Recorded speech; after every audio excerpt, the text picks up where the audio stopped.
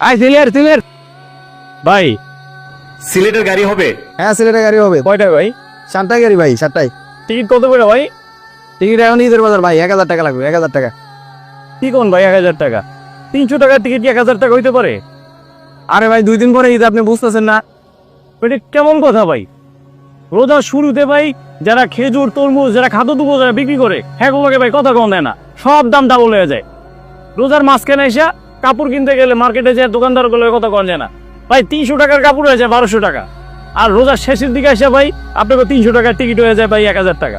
ঈদ কুরবানি কি ভাই আপনাগুলো কি আইছে, আমাগুলো কি আহে নাই? ভাই এত কথা বলার সময় নেই আপনার সাথে। ঈদ আসছে, পাড়া এমনিতেই বাইরে যায় ভাই, এত কথা বলার সময় নাই। আপনি যান, সরেন তো।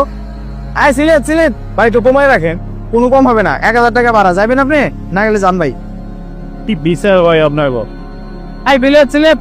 আশা করছি এই ভিডিওর মাধ্যমে যা বুঝাইতে চেয়েছি আপনাদেরকে বুঝাইতে পেরেছি। ভিডিওটি ভালো লাগলে শেয়ার করে দিবেন। সবাই ভালো থাকবেন, সুস্থ থাকবেন। আসসালামু আলাইকুম।